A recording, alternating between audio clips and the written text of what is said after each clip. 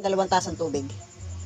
Lagay ko na rin itong luya, bawang, buyas, saka itong sili. Pakukuluin lang po. Lagay na rin po pala ako ng bagoong.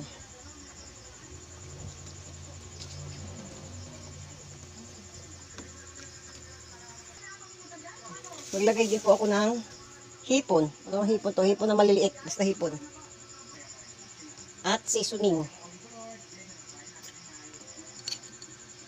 Saka konting paminta.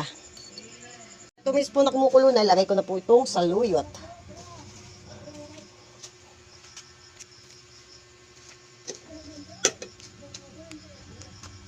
Lagay ko na rin po yung sitaw.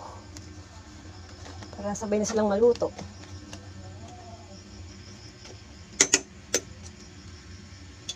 Takpan ko lang po muna.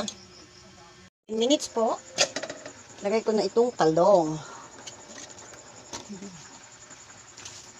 At itong sinigang mix.